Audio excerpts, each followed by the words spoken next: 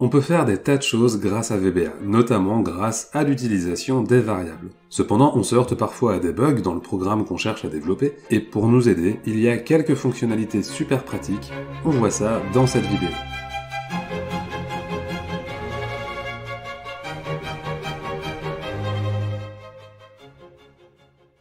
Allez, on repart d'un petit code tout simple. S'il n'est pas clair pour vous, c'est que vous devriez aller voir les premières vidéos de ma série sur VBA.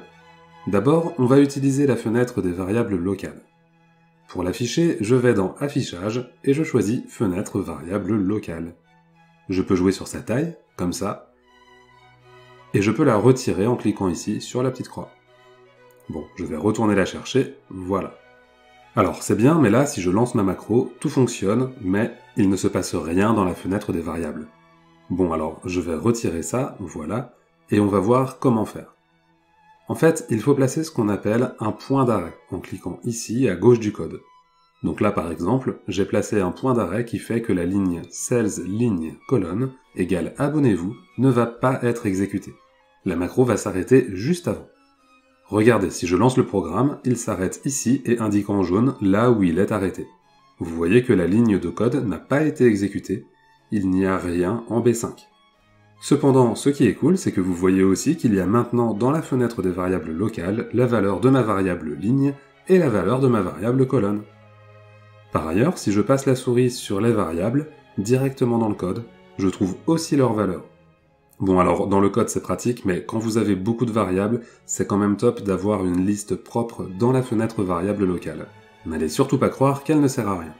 Bon, une fois que le code est arrêté, on doit soit le poursuivre, soit le réinitialiser. Si je réinitialise, il ne se termine pas et on revient au début. Vous voyez que la macro n'a rien écrit dans la cellule B5, la dernière ligne n'a pas été exécutée. Si je relance mais que cette fois je demande à Excel de poursuivre l'exécution, ça se termine et abonnez-vous apparaît. Ok, donc ensuite pour retirer un point d'arrêt, c'est simple, il suffit de cliquer dessus, comme ça.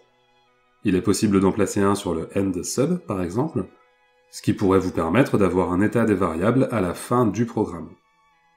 En revanche, il y a des endroits où vous ne pouvez pas en mettre. Ce n'est pas possible sur les lignes qui servent à définir une variable, et ce n'est pas possible non plus sur des lignes vides ou sur des lignes de commentaires. Pour finir avec les points d'arrêt, il est possible d'en placer plusieurs. Par exemple, je vais en mettre un ici et un autre là.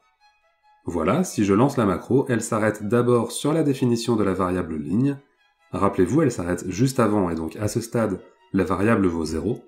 En revanche, si je passe la souris sur Cells 1, 2, je vois déjà que cette cellule héberge le chiffre 5. Mais bon, la variable ligne vaut 0. Si je continue l'exécution, le code se poursuit jusqu'au second point d'arrêt, et là je retrouve bien la valeur des variables, c'est pratique. Allez, une dernière chose vraiment intéressante, l'exécution pas à pas.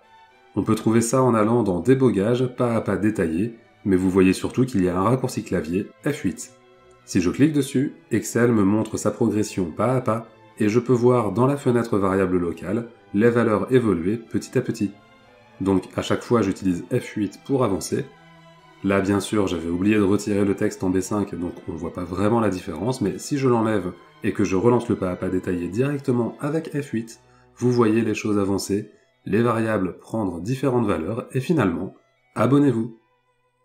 Notez que sur un code un petit peu long, c'est totalement possible de placer un point d'arrêt quelque part, de lire le code normalement jusqu'au point d'arrêt, et ensuite seulement de poursuivre avec la touche F8 de manière détaillée, c'est super pratique.